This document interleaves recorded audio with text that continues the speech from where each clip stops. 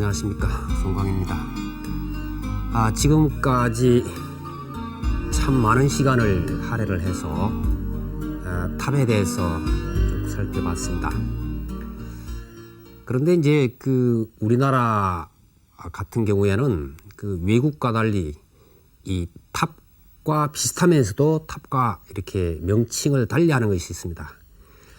그것이 이제 부도라고 하는 것인데, 절에 많이 다니신 분들은 부도밭도 보셨을 테고 또 부도도 보셨기 때문에 금방 이해가 될 겁니다. 그러나 사실 어떤 것이 탑이라 하고 어떤 것이 부도라 하는지 정확한 구분이 좀 어려운 경우가 많습니다. 중국 같은 경우에는 보면은 불탑, 이렇게 부처님 사리탑 이런 표현을 쓰고, 스님들의 사리탑 같은 경우는 묘탑이라고 하는 용어를 쓰는 것을 많이 볼 수 있는데, 우리나라 같은 경우는 이 묘탑이라는 용어를 쓰지를 않고 부도라고 하는 것이죠. 이제 부도라고 하는 말도 역시 인도 말에서 음사, 소리를 옮긴 것이다, 그렇게 이제 볼 수가 있습니다.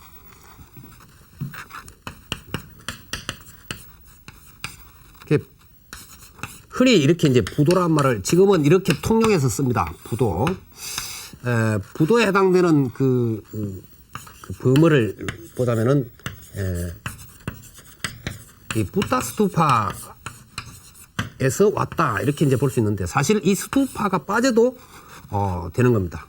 왜냐하면은 옛날의 붓다라고 하는 이 인도 말을 경전 같은 데서 번역하면서, 그걸 이제 구역이라 그러죠. 아주 예전에 번역할 때 보면은 바로 이 부도라고 하는 용어를 그대로 쓰고 있습니다. 이와 같은 용어를 쓰고 있고, 또 이제 글자가 약간 달라지는데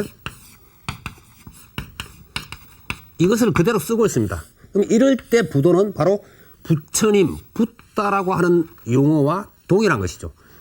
그런데 나중에 이제 들어가면서 이 용어를 우리가 불타라고 번역을 하게 되죠.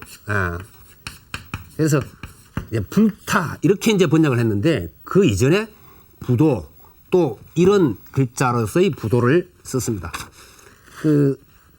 경전에 사용되어진 어떤 한역된 용례를 보면은 이 글자 외에도 부두라고 하는 용어도 썼고요. 부두, 머리두자를 써서 부두, 또 포도라고도 썼습니다. 포도. 이게 이제 소리를 따서 하다 보니까 비슷한 글자를 갖다 조합을 하게 돼 있죠. 부도. 또 불도. 이렇게 이제 용어를 쓰기도 했던 겁니다. 그러니까는 부도라고 하는 말 자체가 굉장히 광범위하게 사용되었다, 이렇게 볼 수 있죠. 부처님, 혹은 부처님의 탑, 사리탑, 혹은 스님네,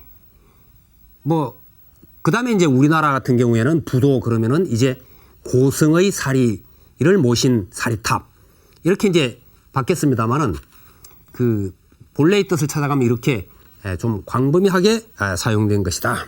그래서 이 부도라고 하는 말을 이제 쓰는 나라가 우리나라에 국한되어 있다. 그것이 이제 고성사리탑이라고 하는 뜻으로 사용할 때는 우리나라에 국한되어 있다, 이렇게 볼 수가 있을 겁니다. 이것이 이제 우리나라에서는 통일신라 시대 때 정착되었다고 보면 될 겁니다. 이미 우리가 이제 앞에서 쭉 살펴봤습니다만은, 부처님의 사리를 봉안하기 위해서 불탑이 만들어졌다는 것은 쭉 설명했죠. 그래서 이 불탑이라고 하는 것도 사실은 이제 사리탑이라고 하는 용례에 맞는 것이죠. 사리탑.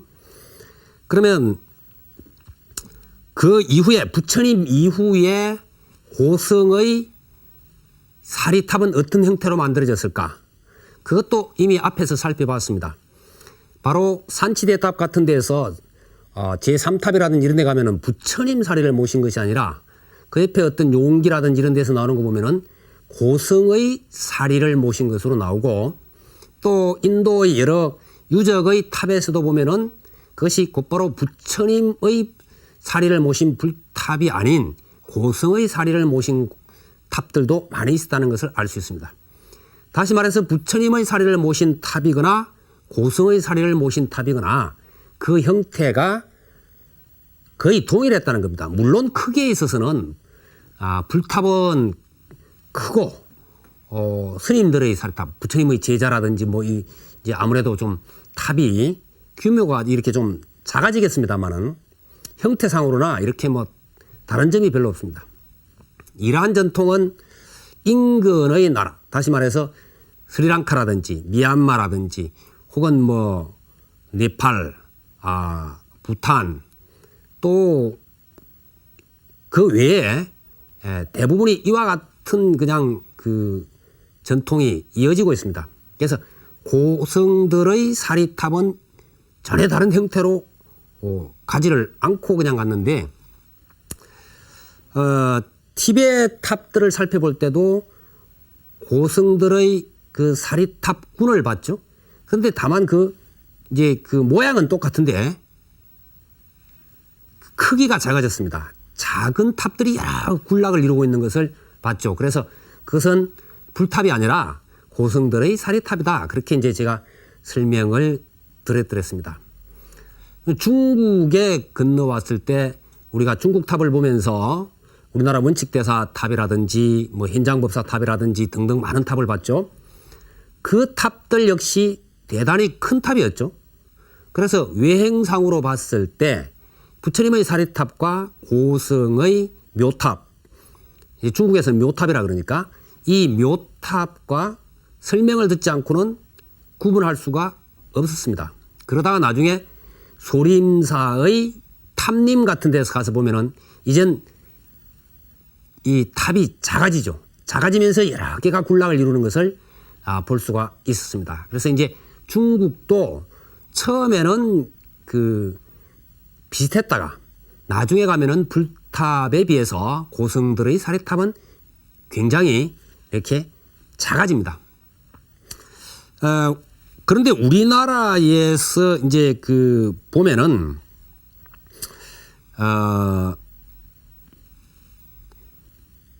처음부터 고승들의 사리탑과 불탑은 구분을 했던 것 같아요. 물론 엄격히 말하면은 통도사에 있는 정멸보궁 부처님 사리탑, 그 석종행이라 그러죠. 종을 갖다 이렇게 놓은 듯한, 이게 이제 정멸보궁에 있는 것이 금산사도 그렇고 그 외에 뭐 용련사라든지 이런 데가 이제 비슷비슷하게 석종행으로 되어 있습니다만은, 이것이 나중에 이제 그 고승들의 그 사리에도 보면은 후대에 보면은 바로 석종행 사리가 굉장히 많이 나옵니다. 그런 점에 있어서 보면은 사리탑이라고 하는 동일 형태를 갖기도 합니다만은 그것은 이제 후대 이야기고, 우리가 흔히 그 고승 사리탑이라고 했을 때, 또 우리가 탑이라고 했을 때 일반적으로 전혀 모양이 다르다 하는 것을 알 수가 있습니다. 우리나라 경우를 보면은 이제 탑이라고 하는 것은 3층이라든지 5층이라든지 이렇게 해서 탑신과 옥계석이 분명히 있어서 몇 층이다라는 것을 구분할 수 있지만은 이 부도는 몇 층이 없습니다. 굳이 층을 따지자면은 단층이 되죠. 기단석이 있고 또 그 밑 위에 말하자면은 기단부, 이제 기단부가 그것이 몇 달이든 간에 기단부가 있고 탑신부, 신부가 있고 그다음에 옥계부가 있고 상륜부가 있고, 그러면 이것은 한 층에 불과하죠. 물론 특수한 예가 있기는 합니다. 바로 탑하고 구분할 수 없는 예, 그것이 이제 있습니다. 그 특수한 예라고 하는 것은 고려시대에 세워졌던 보제존자 사리탑을 이야기하는 것인데, 우선 그림을 보도록 하죠. 지금 저것은 그냥 보기에 탑이죠. 지금까지 살펴왔던 탑과 동일합니다. 똑같습니다. 뭐 다를 게 하나도 없죠.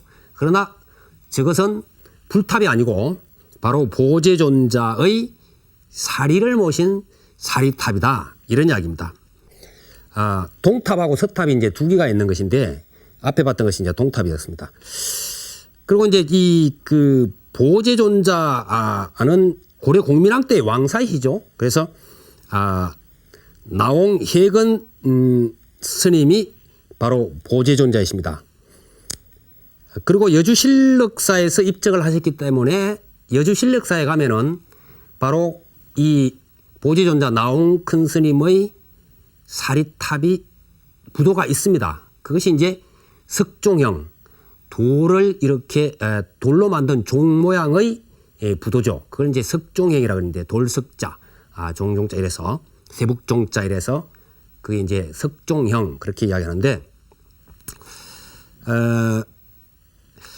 아마 거기에 이제 석종형 부도가 있었지만은 그 나홍 큰 스님의 그 문도들이 강원도 원주에 있던 그 영전사에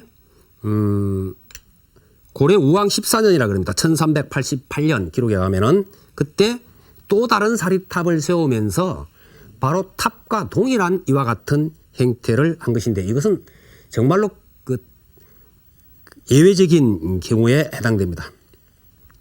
뭐 살펴보면 2층 기단 위에 3층 탑신을 올려놓은 3층 탑이죠. 그래서 설명을 듣지 않으면 이거는 뭐 3층 부탑인가 보다 이렇게 생각할 수 있지만은 그것은 나홍 큰 스님의 부도다 말하자면은 사리탑 부도다 이렇게 이제 볼 수가 있습니다. 뭐 사리탑이란 말이나 사실 부도란 말이랑 같습니다만은 이 사리탑이라면 우리가 착각이 자꾸 되거든요. 그래서 우리나라에서는 고승의 사리를 모시고서 무조건 이제 부도라고 이렇게 지칭을 하게 되는데 사실 뭐 이렇게 그 지금 국보나 보물로 정해하면서 명칭을 붙일 때 또 혹은 거기에 기록에도 탑이라고 명명되어 있는 경우가 많습니다. 그래서 나중에 제가 부도를 설명하면서 소개하면서 무슨 탑 이렇게 가는 것은 공식 명칭이 그와 같이 정해져 있기 때문에 제가 탑이라고 이름하는 것이다 이렇게 이해를 하시면은 좋겠습니다. 근데 이제 이 보제존자 사리탑은 그 1915년에 경복궁으로 옮겨서 현재는 경복궁 뜰에 있습니다. 기록을 훑어서 올라가 보면은 사료에 보면은 이제 삼국유사에 그 신라의 원광법사 부도라든지 백제의 해현 스님의 부도가 언급이 되고 있습니다. 그렇지만 그 부도가 어디 있는지 남아 있는지 그건 확인할 길이 없습니다.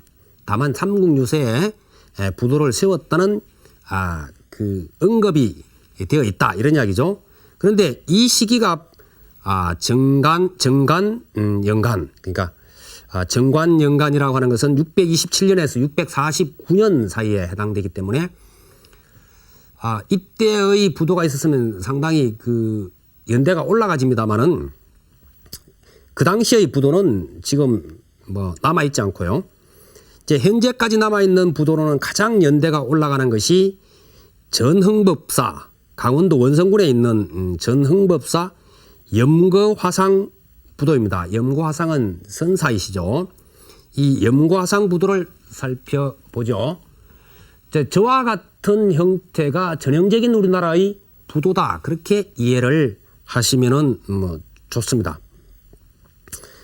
이 염거화상의 부도는 통일신라 시대 문성왕 6년 844년에 세워진 부도입니다. 국보 104호로 지정이 되어서 현재 역시 경복궁으로 옮겨져서 경복궁 뜰에 있습니다. 높이가 1.7m이고 재질은 화강암입니다. 저와 같은 형태를 팔각 원당형이라 그럽니다. 그러니까 각을 보면은 팔각으로 정해져 있고 마치 그 둥근 집 모양의 형태를 전체적으로는 풍기고 있다. 그래서 팔각 원당형 이렇게 하고 이 팔각 원당형 부도가 우리나라 부도를 대표한다 이렇게 생각해도 뭐 크게 잘못이 없습니다. 이 팔각 원당형 부도는 신라에서부터 고려시대에 이르기까지 많이 했던 그와 같은 형태인데 그 아래 위의 각 부가 팔각을 기본으로 하고 또 있는 그와 같은 이제 형태입니다. 그러면 이 부도를 한번 살펴보면은 역시 아래 위 각 부가 팔각을 기본으로 했고요. 하대 각면에는 사자를 양각했습니다. 이 부도에는 보면 사자 양각이 굉장히 많이 나옵니다. 양각이라는 것은 도드라지게 새겼다. 도들새김 그렇게도 이제 이야기하죠. 튀어나오게 새겼다 이런 이야기입니다. 음각은 그 본래의 면에서 들어가는 것이 음각. 예. 그 다음에 양각은 그 면보다 그 조각이 앞으로 나와 있는 것을 양각. 예, 도들새김 그렇게 이제 이야기하는데 중대석에 보면은 안상이 있고 안상은 그 나중에 제가 이제 그 도면으로 정확하게 그 어떤 것이 안상이다 하는 것을 다시 한번 보여드리겠습니다. 그 안상 안에는 향로 등을 조각을 했습니다. 이 향로도 부도에 상당히 많이 나옵니다. 향로가 보면은 그 부처님의 좌대에도 나오고 또 이 부도에도 나오고 또 고승의 영정에도 이게 이제 향로 같은 것이 나오는 것을 많이 볼 수가 있는데요. 그 다음에 이중으로 연꽃을 조각한 상대석을 그 위에 올려두었습니다. 그래서 하대석, 중대석, 상대석 이것이 이제 기단부에 해당된다 이렇게 볼 수가 있죠. 상대석 위에는 높직한 탑신 받침을 마련했는데 그 팔면에는 다시 안상을 두고 안에 천부상, 천인상 일구씩을 양각했습니다. 그리고 이제 그 위에 있는 탑신에는 사면에 문짝 모양을 조각하고 문비형, 문호형 이런 식으로 전문가들은 그 쓰고 있죠. 그래서 뭐 문짝 모양이다 이렇게 이제 쉽게 이해를 하시면은 좋겠습니다. 그리고 그 사면에는 사천왕상을 조각하였다. 이 부도에 왜 문짝 형태를 넣었는가? 그것은 예전에 큰 탑에 문이 다 있었죠. 그래서 또 그 안에 고승을 모셨기 때문에 아마 이제 이것도 하나의 그 집이다 이런 의미가 깃들어 있는 것이 아닌가 이렇게 생각이 되어집니다. 그 옥계석을 살펴보면 기와골, 내림마루, 석가래, 막세기환 등 목조 건축을 충실히 모방했음을 알 수 있고 그 아래는 비천상이 양각이 되어 있습니다. 규모는 그렇게 크지 않지만은 우아한 기품과 그 소박한 조각 기법을 보여주고 있고 세부 조각도 청아한 멋을 느끼게 합니다. 다음 시간에 이어서 설명을 드리도록 하겠습니다. 여러분 성불하십시오.